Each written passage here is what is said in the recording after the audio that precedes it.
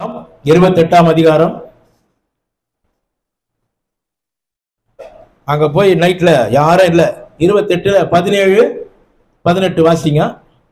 அப்படியே வாசிடுவாங்க.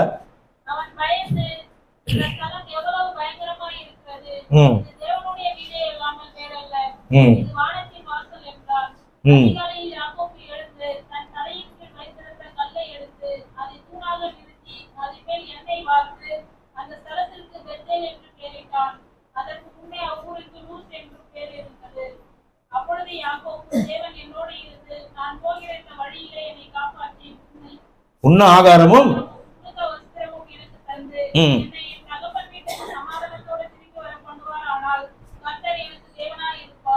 பாருங்க. அவன் என்ன சொல்றான் ஒரு பொறுத்தனை, இவன் வீட்டுல வளர்ந்தவங்க, அம்மா கூடவே வளர்ந்த பையன், வெளி அனுபவம்லாம் இல்லை. சில பிள்ளைங்களாம் இருப்பாங்க பார்த்தீங்களா, வீட்டிலே இருப்பாங்க, வெளி உலகம் தெரியாது, எங்க போய் வரதுன்னு தெரியாது, வீட்டுக்குள்ளேயே வளர்ந்த பையன். அவங்க அண்ணன் வந்து வேட்டை போய் பயங்கரமா வேட்டையாட்டு வருவான். அவனுக்கு காடு தான், எப்பவுமே காட்டுல இருப்பான். ஒன்று வீட்டுல இருக்கான், ஒன்று காட்டுல இருக்கும். இப்போ இவனுக்கு வீட்டுல அண்ணன் தம்பிக்குள்ள சண்டை. இப்போ இவன் வீட்டை விட்டு வெளியே போயிட்டான். அவங்க அம்மா சொல்றாங்க, நீ போய் மாமா வீட்டுல இருறான். மாமா வீடுனா நம்ம லீவ்ல அனுப்புறோமே, அது போல வீடுலாம் கிடையாது. இங்க இருந்து செய்யா இருப்போம், மாமா வீடுனா பஸ் ஏறி வந்துடுவான் மாமா வீட்டுல. அப்படி இல்லை. அவன் இது வரைக்கும் பார்த்ததே இல்லை மாமாவை, சின்னதுல இருந்து. இந்த ஊர்ல இருக்கிறாங்க அப்படின்னு சொல்லி அனுப்புறாங்க. நடு வழியில வரும்பொழுது அவனுக்கு நைட் ஆயிடுச்சு, பயம், ஒண்டியாகிறான், தூங்கும் போது கர்த்தர் அவன் தரிசனம் ஆகுறார். கர்த்தர் அவன் தரிசனமாக சொல்றான், இந்த இடம், அவன் படுத்த இடம் தான் இஸ்ரேல். இப்ப இருக்கிற இஸ்ரேல், அவன் படுத்த பத்தி அந்த இடம் தான் இஸ்ரேல் தேசம், இப்ப இருக்கிற இஸ்ரேல் தேசம். அப்போ சொல்றான், நான் இந்த இடத்துல ஆண்டவரை பார்த்துட்டேன் சொல்லிட்டு ஒரு ரெக்வெஸ்ட் வைக்கிறேன். ஆண்டவரே, என்ன அப்படியே சமாதானத்துல போயிட்டு மறுபடியும் எங்க வீட்டுக்கு என்ன பண்ணோம், நான் வரணும். எனக்கு ஆகாரமோ வஸ்திரம் கொடுத்தால் நீர் எனக்கு தேவனா இருப்பீர். நான் வரும்போது உனக்கு தசம்பாகம் கொடுக்குறேன். பொருத்தனை பண்ணிட்டான். எவ்வளவு சம்பாதிக்கணும் அதுல உனக்கு தசம்பாகம் கொடுக்குறேன்னு சொல்லி பொருத்தனை பண்ணிட்டான். ஆனா கர்த்தர் அவனுக்கு அப்படியே பண்ணாரு. அவன் 1000 பேர் சோறு போற அளவுக்கு அவனை ஆசீர்வதித்தார். கரையில வச்சு கர்த்தரை ஸ்தோத்திரம் பண்ணுங்க. அவன் வீட்டுல எவ்வளவு வேலைக்காரர் இருந்தாங்க, எவ்வளவு ஆடு மாடுகள் இருந்தது. கர்த்தர் அவனுக்கு மாத்திரம் இல்லை, அவன் கூட இருக்கிற அத்தனை பேருக்கு சாப்பாடு போட்டார். அந்த அளவுக்கு கர்த்தர் அவனை ஆசீர்வதித்து கொண்டு வந்தார். கேட்கணும், வாயை திறந்து என்னை கேட்டா அவங்க எல்லாம் யார பைபிள் முழுவதும் பாருங்க, யாரெல்லாம் கர்த்தரிடத்துல கேட்டாங்களோ அவ்வளவு பேரும் பெற்றுக்கொண்டார். தயக்கமில்லாத கேள், பயமில்லாத கேள், சந்தேகம் இல்லாம கேள், விசுவாசத்தோடு கேள். கொடுக்கிறவர் தேவன். அல்லேலூயா. அவர் சாதாரணமான ஒரு தேவன் அல்ல, அபரீதமான தேவன். புரியுதுங்களா? கண்ணை திறக்கணும், நம்ம கண்ணு திறக்கப்படணும். ஆபிரகாம எனக்கு என்ன தருவீர் அப்படின்ட்டு ஆதியாகமம் 15 என்ன சொல்றாரு, எனக்கு என்ன தருவீர், முதல்ல வெளியே வா, நீ வீட்டுல இருந்து வா. அவனை அழைத்து கொண்டு வந்தாராம். புரியுதுங்களா? 4 செவத்துக்குள்ள இருந்துக்குன்னு நமக்கு என்ன 4 செவருக்குள்ள இருந்துக்குன்னு என்ன நடக்குமோ, எதிர்காலம் எப்படியோ, எப்படி பிள்ளைகளை கல்யாணம் பண்ணி கொடுக்கணும், இது எப்படி நடக்குமோ, இது நடக்குமா, இது வருமா, இந்த வீட்டுக்குள்ள 4 செவத்துக்குள்ள உட்காந்து யோசிச்சுனே இதெல்லாம் ஒண்ணும் முடியாது. கர்த்தர் என்ன பண்ணார், ஆபிரகாம முதல்ல அழைச்சிங்கன்னு வெளியே வாப்பா. நீ அழைத்து வெளியே வந்து வானத்தை அண்ணாந்து பாருங்க, நட்சத்திரத்தை பார், இது போல உன் சந்ததியை பெருக பண்ணுவேன்ற. கரைகளை தட்டி கர்த்தரை ஸ்தோத்திரம் பண்ணுங்க. அதை பார்த்த பிறகுதான் அவன் விசுவாசித்தான், அது அவனுக்கு நீதியாக எண்ணப்பட்ட. கர்த்தர் சொல்றார், நட்சத்திரத்தை எண்ண முடியுமா? பீர்பால்னு ஒருத்தர்கிட்ட கேட்டாங்க, நட்சத்திரம் எவ்வளவு இருக்குதுன்னு. ஒரு ஆட்டை கொண்டு வந்து நிறுத்தினாரு. இந்த முடியதான் எண்ணுங்க, நான் சொல்றேன் எவ்வளவுனாரு. ஆட்டு முடிய எண்ண முடியுமா? அது போல நட்சத்திரம் இருக்கிறது. இந்த பூமியோட நட்சத்திரம் பெருசு, அதுக்கு கர்த்தர் பெயரிட்டு அழைக்கிறார். இந்த பூமியோட நட்சத்திரத்தை எண்ணவே முடியாது. ஆயிரமா இருக்குது வானத்துல நட்சத்திரம். அந்த நட்சத்திரமே அவ்வளவு பெருசா இருக்கும் போது நம்ம தேவன் எவ்வளவு பெரியவர் பாருங்க. அதைதான் அவனை காட்டினார் ஆண்டவர். வந்து பாரு, நட்சத்திரத்தை பாரு, என்ன பாரு. முதல்ல 4 செவத்துல உட்காந்து என்ன தருவீர், குழந்தை தருவீரா, தரமாட்டீரா? கண்டிப்பா அவனுக்கு தருவேன்னு சொன்னாரு. அவனுக்கு ஈசாக்கை கர்த்தர் கொடுத்தார். நான் சொல்றேன், வீட்டுக்குள்ளவே உட்காந்து யோசிச்சுட்டு இருக்காரு, எப்படி பிரதர் கிடைக்கும், அது எப்படி பிரதர் நடக்கும், அது எப்படி பிரதர் ஆகும்னா முடியாது. கர்த்தரை கேட்டா கொடுப்பதற்கு அவர் ஆயத்தமா இருக்கிறார். அவர் எப்படிப்பட்ட தேவன் சொல்லுங்க? அபரீதமான தேவன், ஆசீர்வாதத்தின் தேவன். எதையுமே சொன்னார் பாரு, அமிக்கி குலுக்கி சரிந்து விழும்படிதான் கொடுக்கிறவர். புரியுதுங்களா? வானத்தின் பலகனியை திறந்து இடம் கொள்ளாமற் போக மட்டும் என்ன பண்ணுவாராம்? ஆசீர்வதிக்கிறவர். அவருடைய கெப்பாசிட்டி அப்படி. புரியுதுங்களா? அவர் அப்படிதான்.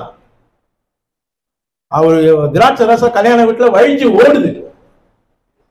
அப்படிதான் அவர் இருக்கிறார். அதே போலதான் உங்களுக்கு பதிலும் கர்த்தர் என்ன பண்ணுவாரு? கொடுப்பாரு. அதனால்தான் சொல்றாரு, என்னை கேள், உன் சந்தோஷம் நிறைவா இருக்கும்படி நீ பெற்றுக்கொள்வார். யோசுவா கேட்டான், பெற்றுக்கொண்டான். சாலமன் கேட்டான், பெற்றுக்கொண்டான். ஆபிரகாம் கேட்டான், பெற்றுக்கொண்டான். இன்னைக்கு நீங்களும் நானும் கேட்கணும். ஒரு தீர்மானம் எடுப்போம் எல்லாரும். ஆண்டவரே, நான் இன்னைக்கு கேட்க போறேன். இயேசுவின் நாமத்துல எனக்கு இது தேவை. நன்மையான காரியங்களை கேளுங்க, நல்ல காரியங்களை கேளுங்க, இந்த ஊரை கேளுங்க, ஜனங்க ரட்சிக்கப்படணும்னு கேளுங்க, ஒரு இடம் வேணும்னு கேளுங்க. எங்க ஊழியம் இந்த இந்த இந்த செய்யார் மாவட்டத்துல டெவலப் ஆகணும்னு கேளுங்க. கண்டிப்பா ஜனங்களையும் தருவார், எல்லைகளையும் கர்த்தர் சொந்தமா தருவார். வாக்குப்படி ஞானத்தை கேளுங்க. அது இருந்தா உங்க வாழ்க்கை கட்டப்படும். நீங்க எல்லா விதத்துல நல்லா இருப்பீங்க. நீங்க எப்படி இருக்கணும்? உங்களுக்கு என்ன தேவை? யோசுவா கேட்டான் பாரு. அவன் கேட்ட பட்டணத்தை கர்த்தர் கொடுத்தார். நீ என்ன கேட்கிற? எப்படி இருக்க போறேன்னு கேட்கிற? எனக்கு இந்த நன்மையெல்லாம் வேணும் ஆடுற, தைரியமா கேள், தருவார். ஏன்னா அவர் சம்பூர்ணமாய் கொடுக்கிறவர், ஒருவரையும் கடிந்து கொள்ள மாட்டார். புரியுதுங்களா? நம்ம கேட்கணும், சந்தேகப்படாம கேட்கணும், அவரை பார்த்து கேட்கணும், தைரியமா கேட்கணும், விசுவாசத்தோட கேட்கணும். நீ கேட்டேன்னா நிச்சயமா பெற்றுக்கொள்வார். உனக்கு எப்பவுமே உள்ளத்துல ஜபான்றது ஒரு சந்தோஷமா இருக்கும். புரியுதா? அழ சொன்னா அழுகுறீங்க, நீங்க பூரா அழுவுன்னா ஒப்பாரி வச்சு அழுகுறதுக்கு ஒரு சந்தோஷம். அப்பா, அது ஒரு 4 பேர் விட்டு சொல்லிட்டு அழுனா அது இன்னும் சந்தோஷம். தெரியுமா? உனக்கு கதங்கவா உட்காரு, அப்படியே சேர்த்து பிடிச்சின்னு அழுங்க. அவரு அதெல்லாம் சொல்லலை, நீ கேளுன்னு தான் சொல்றாரு. என்னை பார்த்து கேளு, நான் உன் தகப்பேன். காலை இப்ப பொண்ணு கேட்டுது பாரு, ஏன் கம்முன்னு போக வேண்டியது தானே? கேட்குது, அதுக்கு தெரியும் அப்பா கிட்ட நிறைய இருக்குது, கண்டிப்பா கொடுப்பார், நிச்சயமா கொடுப்பாருன்னு சொல்லிதான் வந்து இறங்கி வந்து கேட்குது. கேட்டவனே கொடுத்தாரு அப்பா. யாபேஸ் கேட்டான், கேட்டவனே கர்த்தர் கொடுத்தார். நீ பாருங்க, பைபிள் ஃபுல்லா பாருங்க. அதனால தான் சொல்றாரு, கேளுங்கள் அப்போது உங்களுக்கு கொடுக்கப்படும், உங்கள் சந்தோஷம் நிறைவா இருக்கும், பெற்றுக் கொள்வீர்கள். அது எப்படி நடக்கும், எப்படி ஆகும், எப்படி தருவார்ன்ற மைண்ட்ல எடுத்துருங்க. அதை நான் கேட்டா கர்த்தர் செய்வேன்றார். அவர் பெரியவர், அவர் நல்லவர், எனக்காக அவர் உயிரை கொடுத்திருக்கிறார், நிச்சயமா எனக்கு செய்வார். இந்த நம்பிக்கை விசுவாசம் உங்களுக்குள்ள இருந்தா நான் சொல்றேன், நீங்கள் பெற்றுக்கொள்வீர்கள். நீங்க பெற்றுக்கொள்றதுனால நீங்க சந்தோஷம், நீங்கள் கேட்பதை பெற்றுக்கொள்ளும் போது நிறைவா இருக்கும்படி கர்த்தர் என்ன பண்ணுவார்? கர்த்தர் கொடுப்பேன்னு சொல்லி வாக்கு கொடுக்கிறார். ஆகவே இன்றைக்கு இந்த வாரத்துல இந்த வார்த்தையை நான் உங்களுக்கு கொண்டு வந்திருக்கிறேன். எத்தனை பேர் விசுவாசிக்கிறீங்க? நல்லா வாய் வரமாட்டேன், அப்ப கூட இழுக்குது உள்ள. நீங்க சொன்னாதானே ஆமென் ஆண்டவரே நான் கேட்க போகிறேன், கர்த்தர் எனக்கு செய்வேன்னு வாக்கு கொடுத்திருக்கிறார். அதை பெற்றுக்கொள்ளும் போது உங்க சந்தோஷம் உங்க முகத்துல எப்படி இருக்கும்? ஒரு பெரிய சந்தோஷம். சொல்லுவீங்க, எனக்கு இதை கொடுத்துட்டாரு. அண்ணால் கேட்டாங்க பார்த்தீங்களா, அருமையான ஒரு கேள்வி. எனக்கு ஒரு பிள்ளையை கொடுத்தா அவன் என்ன பண்ணுவேன்? ஊழியக்காரன் ஆக்குவேன். கரெக்டா கேட்டாங்க. அன்னைக்கு ஊழியத்துக்கு ஆள் இல்லை, சரியான சர்ச்சஸ் இல்லை, ஒரு தீர்க்கதரிசி இல்லை. ஆண்டவரே எனக்கு ஒரு ஆண் பிள்ளையை கொடுப்பீர். ஆனால் புரியுதுங்களா, அவங்க கேட்டாங்க. அவங்களுக்கு அவ்வளவு அவமானம், குழந்தை இல்லாததுனால அவ்வளவு அவமானப்பட்டாங்க. ஆனாலும் ஒரு உறுதியா ஜபத்துல போய் கேட்கறாங்க, எனக்கு ஒரு ஆண் பிள்ளையை கொடுத்தா நிச்சயமா அவனுக்கு தருவேன். கர்த்தர் அப்படியே கொடுத்தார். அவனை கேட்டேன் பாருங்க, எடுத்துக்க 1 சாமுவேல் எடுங்க.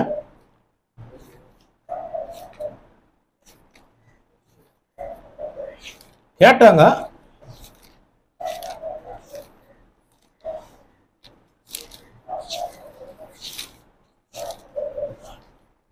சாமுவேல் 2ஆம் அதிகாரம்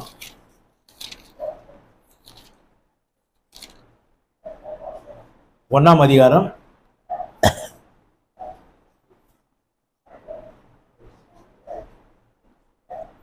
27. இந்த பிள்ளைக்காக விண்ணப்பம் பண்ணினேன். நல்லா கவனிங்க. நான் கர்த்தரிடத்தில் கேட்ட, அதான் கேள்வி. கர்த்தரிடத்தில் என்ன கேட்டாங்க? ஒரு பையன் வேணும்னு கேட்டாங்க. நான் கொடுத்துட்டேன், ஆகையால் அவனை கர்த்தருக்கென்று கேட்டேன், நான் கர்த்தருக்கு என்ன பண்றேன்? கொடுத்துட்டேன்னு சொல்லிட்டு ஆலயத்துல கொண்டு வந்து அந்த குழந்தைய விட்டுட்டாங்க. நல்லா கவனிங்க. ஒரு கிரீச்சில கூட ஒரு குழந்தை விட முடியல. பால்வாடின்றாங்க. பால்வாடியில விட்டுட்டு 2 மணிக்கெல்லாம் ஓடணும். நீங்க 12 மணிக்கெல்லாம் அழுதுன்னு இருக்கும் குழந்தை.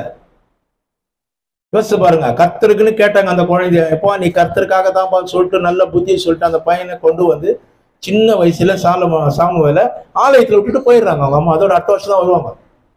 ஏன்னா துணி தைச்சிக்கின்னு எதனா குழந்தைங்க ஏன்னா சாப்பாடு செஞ்சு எடுத்துன்னு வருவாங்க. அவன் அப்படியே போய் சர்ச்சில் வேலை செஞ்சான்.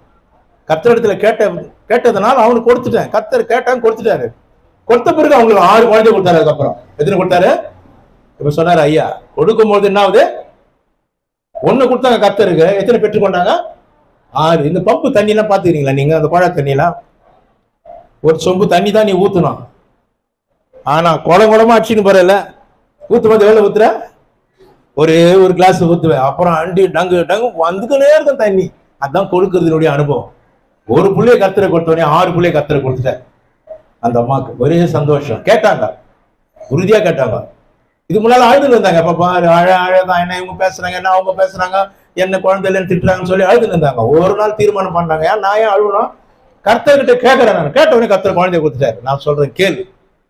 அழுதுன்னு இருக்காது உட்காந்துங்க. அவங்க திட்டுறாங்க, இவங்க திட்டுறாங்க, என்ன பண்ணுவாங்க, அது தேவையில்லை. நீ கேள். கர்த்தர் சாமுவேலை கொடுத்தார். அதுக்கப்புறம் 6 கொடுத்தாரு. அந்த அம்மா கேட்காம கொடுத்துட்டாரு. 1 தான் கொடுத்தாரு, கேட்டாங்க. 6 கொடுத்தாரு. அதுக்கப்புறம் யோசிச்சு பாருங்க. அந்த தேவன் தான் ஜீவனுள்ள தேவன். அவரை தான் நாம ஆராதிக்கிறோம். இன்றைக்கு ஒரு தீர்மானம் பண்ணி உட்காந்துருக்க எல்லாரும் ஒரு தீர்மானம் பண்ணு. ஊழியம், குடும்பம், உங்கள் தனிப்பட்ட வாழ்க்கை, தேவை எல்லாவற்றுக்கும் வாயை திறந்து கேளுங்க. கர்த்தர் நிச்சயமா தருவேன்னு சொல்றாரு. உங்கள் சந்தோஷம் நிறைவா இருக்கும்படி நீங்கள் பெற்றுக்கொள்வீர்கள். கரங்களை தட்டி கர்த்தரை ஸ்தோத்திரம் பண்ணுவோம். காணிக்க பாடல் ஒருத்தர் பாடுவாங்க. வாங்க, எல்லாம் எழுந்திருக்கணுமா?